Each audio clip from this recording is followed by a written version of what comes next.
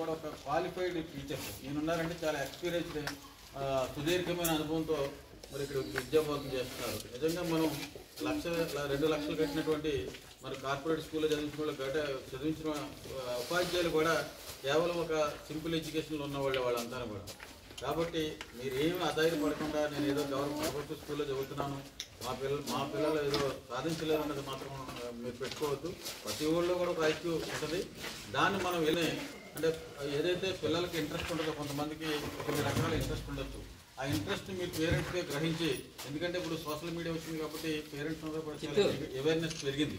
ఎందుకంటే ఈ రోజున అన్ని చూస్తున్నారు ఏ రకంగా విద్యాపరంగా డెవలప్ అయితే మరి ఏ రకమైనటువంటి ఆర్థికంగా మనం ఉంటామన్నది కూడా మరి ఈ రోజు మనం చూస్తూనే ఉన్నాం. ఏం చేద్దంటే మరి మాస్టర్ చదువుకునే టైంలో కానీ మరి నేను చదువుకునే టైంలో కానీ సాధారణంగా నేను ఇప్పుడు 1 నుంచి 5 వరకే మాత్రం ఇక్కడ స్కూల్లో చదవడం జరిగింది. నేను ఇక్కడ స్థానిక కచ్చితాపురం గ్రామంలో.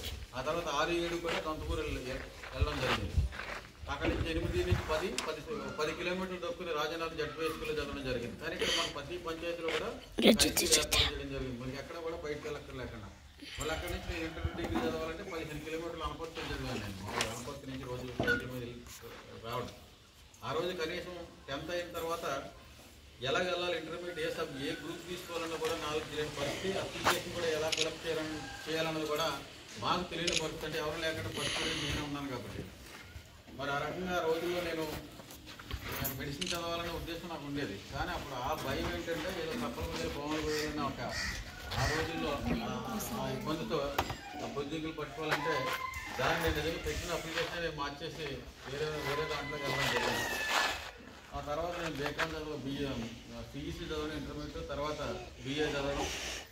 బిఏ చదివిన తర్వాత అనిపించింది నాకు నిజంగా అప్పుడు ఇంకా చదువుల్లో ఏ అయితే ఐఏఎస్ చదువులని నేను ఆలోచించినప్పుడు అప్పుడు చదివితే మనం సాధారణంగా ఏం చెప్పుకుంటాం, మనం ఒక డాక్టర్ చెప్పుకుంటాం, ఇంజనీర్ చెప్పుకుంటాం, తర్వాత ఒక లాయర్ చెప్పుకుంటాం.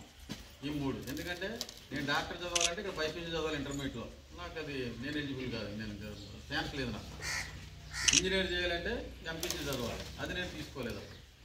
కాబట్టి ఏది ఉందని ఆలోచించాను నేను. ఒక అడ్వకేట్ లాయర్కి అయితే లా చదవడానికి నేను ఎలిజిబుల్ కాబట్టి బిఏ చదివాను కాబట్టి ఎక్కడ మా కిడింగ్ వెళ్ళి నేను జిఎస్టీఎం లా కాలేజీలో చదవడం జరిగింది. ఇంకా అక్కడి నుంచి కొంతకాలం ప్రాక్టీస్ చేయడం, అందరికీ తెలిసింది రాజకీయాల్లో రావడం, ఇంకా ఈ ప్రజా సేవతో పెట్టుకుని నా ప్రాక్టీస్ కూడా వదులుకోవడం జరిగింది.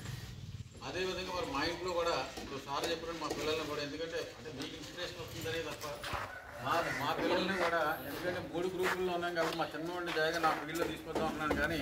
కానీ ఆడు కూడా ఏం చేశాడంటే పెద్దవాడు ఎప్పుడైతే వాడు ఇంచుమించులో 10thలోనే నేను డాక్టర్ చదువుతాను డాడీ అన్నాడు. డాక్టర్ కొంచెం చాలా కష్టపడాలను అంటే మరి నేను కష్టపడినా నేను అదే చదువుతాను డాడీ అన్నాడు. అయితే నేను అప్పుడు సీట్ ఇచ్చేటప్పుడు అప్పుడు డాక్టర్ ఉండేటప్పటికి ఏంటంటే మామూలుగా పరిస్థితి కాదు, దాదాపు 20 కోట్ల రూపాయలు అవుతుంది ఒక ఎంబీబీఎస్ చదవాలంటే. అప్పుడు నేను ఈ ఎలక్షన్ సీట్లో ఉంటాను, మనం అంత ఫైనాన్షియల్గా అడ్జస్ట్ చేయలేము అని చెప్పేసి కొంచెం ఆలోచించుకోరంటే మళ్ళీ అలా కాదు డాడీ నేను అదే చదువుతానంటే మళ్ళీ తిరుమలరావు గారు తిరుమల ఎడ్యుకేషన్లో చదివేటప్పుడు ఆ ఎండీ దగ్గర తీసుకెళ్ళాను. నిజంగా ఇలా చదువుతా అంటున్నాడు, బైపీసీకి వెళ్తానంటున్నాడు, ఎంపీసీకి వెళ్ళినట్టున్నాడు అంటే మరి అంటే అక్కడ కూడా చెప్పాడు ఆయన, నువ్వు మెడిసిన్ చదువుతానంటున్నావు, ఎంపీసీ చదివితే రకరకాల వేలు ఉంటాయి జాబ్ చేయడానికి, త్వరగా సెటిల్ అవ్వచ్చు, నువ్వు మెడిసిన్ చదువుతున్నావు కాబట్టి నీకు గవర్నమెంట్ పెళ్లి కూడా అవసరం బాబు, నీకు మళ్ళీ ఇదంతా కంప్లీట్ అయ్యేవాడికి అన్నాడు. అయినప్పుడు సార్ నేను కష్టమైన నేను ఇష్టమైన చదువుతాను అన్నాడు.